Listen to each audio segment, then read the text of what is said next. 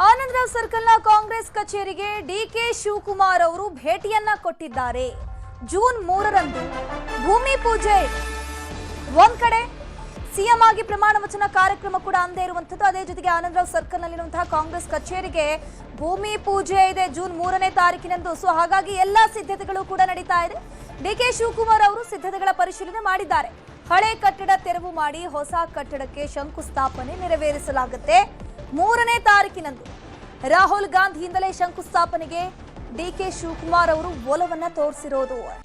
ಮಾಜಿ ಸಚಿವರು, ಶಾಸಕರು, ಅಧಿಕಾರಿಗಳು ಕೂಡ ಭಾಗಿಯಾಗಲಿದ್ದಾರೆ ಈ ಒಂದು ಕಾರ್ಯಕ್ರಮಕ್ಕೆ. ಐತಿಹಾಸಿಕವಾದಂಥ ಕಾರ್ಯಕ್ರಮ ಈ ರೇಸ್ ಕೋರ್ಸ್ ಕಾಂಗ್ರೆಸ್ ಕಚೇರಿಯಲ್ಲಿ 2 ಕಚೇರಿಯ ಭೂಮಿ ಪೂಜೆ ಮಾಡಬೇಕು ಅಂತೇಳಿ ಅಂದ್ಕೊಂಡಿದ್ದೀವಿ. ಇನ್ನು ರಾಹುಲ್ ಗಾಂಧಿ ಅವರು, ಖರ್ಗೆ ಸಾಹೇಬರು ಟೈಮ್ನ ಕನ್ಫರ್ಮೇಷನ್ ಮಾಡಿಲ್ಲ. ಅಲ್ಲಿ ಸ್ವೇರಿಂಗ್ ಮುಗಿಸ್ಕೊಂಡು ಬಂದು ಇಲ್ಲಿಗೆ ಬಂದು ಭೂಮಿ ಪೂಜೆ ಮಾಡಿ ಹೋಗೋದು ಅಂತ ಲೆಕ್ಕ ಹಾಕಿದ್ದೀವಿ. ಒಂದು ನಮ್ಮೆಲ್ಲ ಬ್ಲಾಕ್ ಪ್ರೆಸಿಡೆಂಟ್ಸು, ರಾಜ್ಯದ ಎಲ್ಲ block presidents, DCC presidents, front organisation chiefs, MLAಸು, XMLAಸು, XMPಸು, ಚೇರ್ಮನ್ಸು, MLCಗಳು ಅವನ್ನೆಲ್ಲ ಕೂಡ ಇಲ್ಲಿ ಇನ್ವಿಟೇಷನ್ ಎಕ್ಸ್ಟೆಂಡ್ ಮಾಡ್ತೀವಿ. ಎಲ್ಲ ಪಬ್ಲಿಕ್ನೆಲ್ಲ ಮಾಡೋಕ್ಕಾಗಲ್ಲ, ನಮ್ಮ ಕಾರ್ಯಕರ್ತರಿಗೆ ಕ್ಷಮಿಸಬೇಕು. ಇಲ್ಲೇ ಯಾಕೆಂದರೆ ನಾವಲ್ಲಿ ಪ್ರಮಾಣ ವಚನ ಸಂದರ್ಭದಲ್ಲಿ ಜಾಗ ಇಲ್ಲ. ಅಲ್ಲಿ ವೆರಿ ಲಿಮಿಟೆಡ್ ಸೀಟ್ 600-700 ಮಾತ್ರ ಅಲ್ಲಿ ಅವಕಾಶ ಇದೆ. ಪರ್ಮನೆಂಟ್ ಗೆಸ್ಟು 600-700 ಇಡೀ ದೇಶದ ರಾಜ್ಯದ ಗೆಸ್ಟ್ಗಳೆಲ್ಲ ಇನ್ವೈಟ್ ಮಾಡಬೇಕಾಗಿದೆ. ಅದಕ್ಕೋಸ್ಕರ ಅವ್ರಿಗೆ ಇಲ್ಲೇ ಬಂದು ಪ್ರಮಾಣ ವಚನನೂ ಇಲ್ಲಿಂದನೇ ಲೈವ್ ಮಾಡೋದು, ಇಲ್ಲೇ ಕಾಂಗ್ರೆಸ್ ಭೂಮಿ ಪೂಜೆಯಲ್ಲಿ ಪಾರ್ಟಿಸಿಪೇಟ್ ಮಾಡೋದು ಅಂತ ನಾವು ಕಾರ್ಯಕ್ರಮ ಹಮ್ಮಿಕೊಂಡಿದ್ದೀವಿ. ಬಹುಶಃ ರಾಹುಲ್ ಗಾಂಧಿ ಅವರು ಹೋಗ್ತಾರೆ ಅಂತ ತಿಳ್ಕೊಂಡಿದ್ದೀನಿ. ನಾನೀಗ ಅವ್ರಿಗೆ ಇನ್ವಿಟೇಷನ್ ನಾನು ಕಳಿಸ್ತಾ ಇದ್ದೀನಿ. ಬರೋಕ್ಕಿಂತ ಮುಂಚಿಗೆ ಒಂದು ರಾಮಲಿಂಗಾರೆಡ್ಡಿ ಅವರ ಅಧ್ಯಕ್ಷತೆಯಲ್ಲಿ ಕ್ವೀನ್ಸ್ ರೋಡ್ ಆಫೀಸ್ ಕೂಡ ಬಿಡ್ತಾ ಇದ್ದಾರೆ, ಅದ್ರ ಭೂಮಿ ಪೂಜೆನೂ ಮಾಡ್ತಾರೆ. ಈ ಆಫೀಸ್ ಭೂಮಿ ಪೂಜೆ ಮಾಡಬೇಕು ಅಂತೇಳಿ ನಾವು ಸಿದ್ಧತೆ ಮಾಡ್ಕೊಂಡಿದ್ದೀವಿ. ಇನ್ನು ಕನ್ಫರ್ಮೇಷನ್ ಇಲ್ಲ. ಇದರ ಬಗ್ಗೆ ಹೆಚ್ಚಿನ ಮಾಹಿತಿ ನೀಡ್ತಾ ಹೋಗ್ತಾರೆ ನಮ್ಮ ಪ್ರತಿನಿಧಿ ಕಾರ್ತಿಕ್. ನೇರ ಸಂಪರ್ಕದಲ್ಲಿ ಜಾಯಿನ್ ಆಗಿದ್ದಾರೆ. ಕಾರ್ತಿಕ್, ಈಗ ಆನಂದರಾವ್ ಸರ್ಕಲ್ನಲ್ಲಿ ಹೊಸ ಕಾಂಗ್ರೆಸ್ ಕಟ್ಟಡಕ್ಕೆ ಶಂಕುಸ್ಥಾಪನೆ ದಿನಾಂಕ ನಿಗದಿಯಾಗಿದೆ. ಒಂದ್ ಕಡೆ ಸಿಎಂ ಆಗಿ ಪದಗ್ರಹಣ ಕಾರ್ಯಕ್ರಮದವತ್ತೇ ಇದು ಕೂಡ ದಿನಾಂಕ ನಿಗದಿಯಾಗಿರುವಂಥದ್ದು. ಎಷ್ಟು ಹೊತ್ತಿಗೆ ಈ ಒಂದು ಕಾರ್ಯಕ್ರಮ ಇರುತ್ತೆ, ಯಾವೆಲ್ಲ ನಾಯಕರು ಭಾಗಿಯಾಗ್ತಾರೆ? ಈಗ ಡಿಕೆ ಶಿವಕುಮಾರ್ ಅವರು ಏನೆಲ್ಲ ಪರಿಶೀಲನೆ ಮಾಡಿದ್ದಾರೆ? ತನುಶ್ರೀ ಪೂಜಾರಿ, ಜೂನ್ 3 ಸಂಜೆ 4:05 ರಾಜಭವನದಲ್ಲಿ CM ಆಗಿ ಡಿಕೆ ಶಿವಕುಮಾರ್ ಅವರು ಪದಗ್ರಹಣವನ್ನು ಮಾಡಲಿಕ್ಕಿದ್ದಾರೆ. ಅದಾದ ಬಳಿಕ ಅವರು ರೇಸ್ ಕೋರ್ಸ್ ರಸ್ತೆಯಲ್ಲಿರುವಂತಹ ಖಾಲಿ ಜಾಗ ಏನಿದೆ, ಈಗಾಗಲೇ ಈ ಹಿಂದೆ ಇಲ್ಲಿ ಕಾಂಗ್ರೆಸ್ನ ಕಟ್ಟಡ ಇತ್ತು, ಅದನ್ನು ನೆಲಸಮ ಮಾಡಿ ಇಲ್ಲಿ ನೂತನವಾಗಿರುವಂಥ ಕಟ್ಟಡವನ್ನು ನಿರ್ಮಾಣ ಮಾಡೋದಕ್ಕೆ ಕಾಂಗ್ರೆಸ್ ಸಿದ್ಧತೆಯನ್ನು ಮಾಡಿಕೊಂಡಿದೆ. ಆ ಒಂದು ಹೊಸ ಕಟ್ಟಡಕ್ಕೆ ಶಂಕುಸ್ಥಾಪನೆಯನ್ನು ಮಾಡೋದಕ್ಕೆ ಈಗಾಗಲೇ ಸಿದ್ಧತೆಯನ್ನು ಮಾಡಿಕೊಳ್ಳಲಾಗ್ತದೆ. ಹಾಗಾಗಿ ರಾಜಭವನದಲ್ಲಿ ಏನು ಡಿಕೆ ಶಿವಕುಮಾರ್ ಅವರು CM ಆಗಿ ಪದಗ್ರಹಣವನ್ನು ಮಾಡ್ತಾರೆ, ಅದಾದ ಬಳಿಕ ಇಲ್ಲಿ ಈ ಒಂದು ಶಂಕುಸ್ಥಾಪನೆಯ ಕಾರ್ಯಕ್ರಮವನ್ನು ಕೂಡ ಅವತ್ತೇ ಇಟ್ಕೊಳ್ಳೋದಕ್ಕೆ ಡಿಕೆ ಶಿವಕುಮಾರ್ ಅವರು ಪ್ಲಾನ್ ಅನ್ನು ಮಾಡಿರ್ತಕ್ಕಂಥದ್ದು. ನಾನೀಗ ಸದ್ಯ ಅದೇ ಒಂದು ಸ್ಥಳದಲ್ಲಿದ್ದೇನೆ. ನೀವು ದೃಶ್ಯಗಳಲ್ಲೂ ಕೂಡ ಗಮನಿಸಬಹುದು. ಈಗಾಗಲೇ ಈ ಒಂದು ಸ್ಥಳದಲ್ಲಿ ಎಲ್ಲ ರೀತಿಯ ಸಿದ್ಧತೆಗಳನ್ನು ಮಾಡಿಕೊಳ್ಳಲಾಗ್ತದೆ. ಜೂನ್ 3ರಂದು ಇದೇ ಒಂದು ಜಾಗದಲ್ಲಿ ನೂತನ ಕಟ್ಟಡಕ್ಕೆ ಶಂಕುಸ್ಥಾಪನೆಯನ್ನು ಮಾಡೋದಕ್ಕೆ ಸಿದ್ಧತೆಯನ್ನು ಮಾಡಿಕೊಳ್ಳಲಾಗಿದೆ. ಜೊತೆಗೆ ಲೋಕಭವನದಲ್ಲಿ ನಡೆಯುವಂತಹ ಕಾರ್ಯಕ್ರಮವನ್ನು ಸರಳವಾಗಿ ಮಾಡೋದಕ್ಕೆ ಈಗಾಗಲೇ ನಿರ್ಧಾರವನ್ನು ಮಾಡಿದ್ದೇವೆ ಅನ್ನುವಂಥ ಮಾತನ್ನು ಡಿಕೆ ಶಿವಕುಮಾರ್ ಅವರು ಹೇಳಿದ್ದಾರೆ.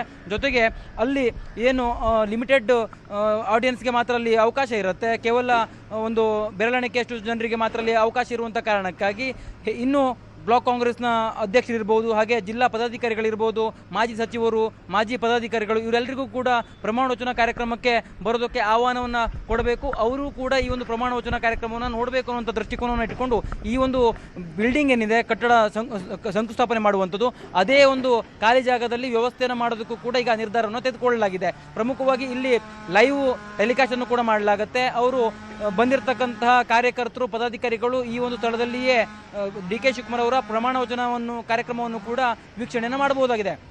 ಜೊತೆಗೆ ಪ್ರಮಾಣ ವಚನ ಕಾರ್ಯಕ್ರಮಕ್ಕೆ ರಾಹುಲ್ ಗಾಂಧಿ ಅವರು ಮತ್ತು ಮಲ್ಲಿಕಾರ್ಜುನ್ ಖರ್ಗೆ ಅವರು ಕೂಡ ಬರುವಂಥ ಸಾಧ್ಯತೆಗಳಿರ್ತಕ್ಕಂಥದ್ದು. ಅದನ್ನು ಇದುವರೆಗೂ ಅವರು ಸಮಯಾವಕಾಶ ಕೊಟ್ಟಿಲ್ಲ ಅನ್ನುವಂಥ ಮಾಹಿತಿಯನ್ನು ಕೂಡ ಸ್ವತಃ ಡಿಕೆ ಶಿವಕುಮಾರ್ ಅವರು ಈಗ ಹೇಳಿರ್ತಕ್ಕಂಥದ್ದು. ಅಂದರೆ ಒಂದೊಮ್ಮೆ ರಾಹುಲ್ ಗಾಂಧಿ ಮತ್ತು ಮಲ್ಲಿಕಾರ್ಜುನ್ ಖರ್ಗೆ ಅವರು ಅವತ್ತು ಬಂದದ್ದೇ ಆದಲ್ಲಿ ಅವತ್ತಿನ ದಿನವೇ ಈ ಒಂದು ನೂತನ ಕಟ್ಟಡಕ್ಕೂ ಕೂಡ ಶಂಕುಸ್ಥಾಪನೆಯನ್ನು ರಾಹುಲ್ ಗಾಂಧಿ ಅವರ ಕೈಯಲ್ಲೇ ಮಾಡಿಸೋದಕ್ಕೆ ಡಿಕೆ ಶಿವಕುಮಾರ್ ಅವರು ಎಲ್ಲ ಸಿದ್ಧತೆಯನ್ನು ಮಾಡಿಕೊಡ್ತಾ ಇದ್ದಾರೆ. ಅದೇ ಒಂದು ಹಿನ್ನೆಲೆಯಲ್ಲಿ ಈ ಒಂದು ಖಾಲಿ ಜಾಗದಲ್ಲಿ ಎಲ್ಲ ರೀತಿಯ ಸಿದ್ಧತೆಗಳನ್ನು ಮಾಡಲಾಗ್ತಾ ಇದೆ.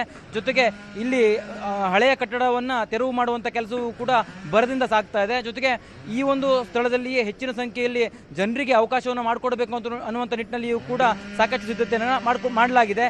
ಈಗಾಗಲೇ ಸ್ಪಷ್ಟವಾಗಿ ನಿರ್ದೇಶನವನ್ನು ಎಲ್ಲವನ್ನೂ ಕೂಡ ಕೆಪಿಸಿಸಿಯ ಪದಾಧಿಕಾರಿಗಳಿಗೆ ಈ ಒಂದು ಶಂಕುಸ್ಥಾಪನೆಯನ್ನು ಮಾಡುವಂಥ ಕಟ್ಟಡ ಏನಿದೆಯಲ್ಲ ಅದಕ್ಕೆ ಜವಾಬ್ದಾರಿ ವಹಿಸಿಕೊಂಡಿರ್ತಕ್ಕಂತಹ ವ್ಯಕ್ತಿಗಳೆಲ್ಲರಿಗೂ ಕೂಡ ಡಿ ಕೆ ಶಿವಕುಮಾರ್ ಅವರು ಸ್ಪಷ್ಟವಾಗಿರುವಂಥ ಸಂದೇಶವನ್ನು ಕೊಟ್ಟಿದ್ದಾರೆ. ತ್ವರಿತವಾಗಿ ಕಾಮಗಾರಿಯನ್ನು ನಡೆಸಬೇಕು, ಜೊತೆಗೆ ನೆಲವನ್ನು ಸಮತಟ್ಟಾಗಿ ಮಾಡಿ ಇಲ್ಲಿ ಆಸನ ವ್ಯವಸ್ಥೆಯನ್ನು ಮಾಡೋದಕ್ಕೆ ಸಿದ್ಧತೆಯನ್ನು ಮಾಡಿಕೊಳ್ಳಿ ಅನ್ನುವಂಥ ಒಂದು ನಿಟ್ಟಿನಲ್ಲಿಯೂ ಕೂಡ ಇಲ್ಲಿ ಸೂಚನೆಯನ್ನು ಕೊಟ್ಟಿರ್ತಕ್ಕಂಥದ್ದು.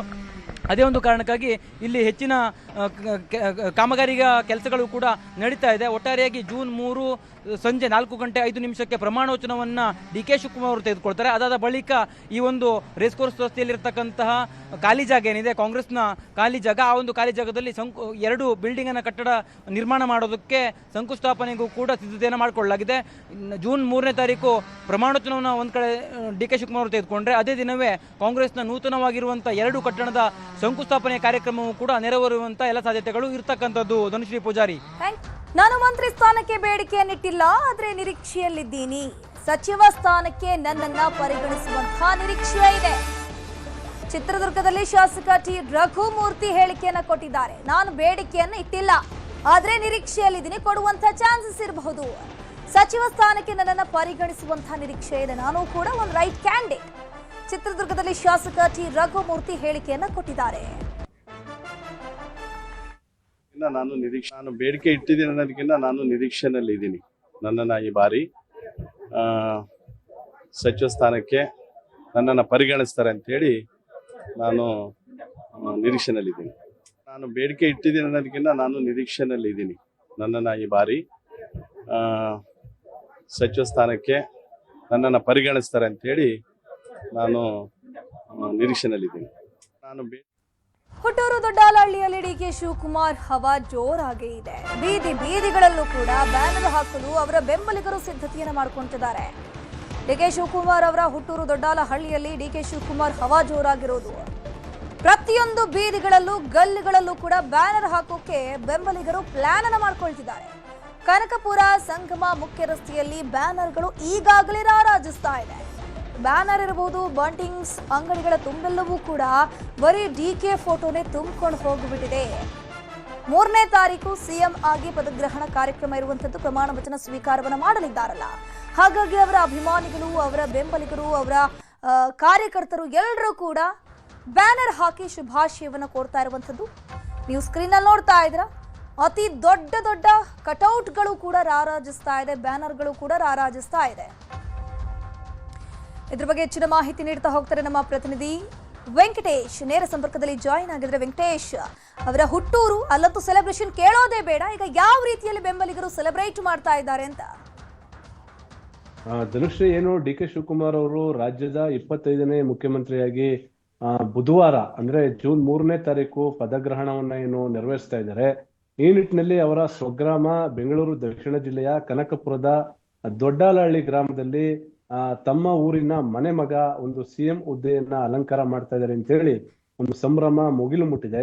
ಈಗಾಗಲೇ ನೂರಾರು ಸಂಖ್ಯೆಯಲ್ಲಿ ಬ್ಯಾನರ್ಸ್ ಗಳನ್ನ, ಬಂಟಿಂಗ್ಸ್ ಗಳನ್ನ ಈಗಾಗಲೇ ಹಾಕ್ತಾ ಇದ್ದಾರೆ. ಕನಕಪುರ ಮತ್ತೆ ಸಂಗಮದ ಮುಖ್ಯ ರಸ್ತೆಯಲ್ಲಿ ಪ್ರಮುಖವಾಗಿ ಡಿ ಕೆ ಶಿವಕುಮಾರ್ ಅವರ ಬಹಳ ದೊಡ್ಡದ ಒಂದು ಬ್ಯಾನರ್ ಗಳಾಗಿರ್ಬೋದು, ಕಟೌಟ್ ಗಳಾಗಿರ್ಬೋದು ಈಗಾಗಲೇ ಆಗ್ತಾ ಇದ್ದಾರೆ. ಜೊತೆಗೆ ಏನು ಜೂನ್ 3ನೇ ತಾರೀಕು ಅವರೇನು ಪ್ರಮಾಣ ವಚನವನ್ನ ಸ್ವೀಕಾರ ಮಾಡ್ತಾ ಇದ್ದಾರೆ.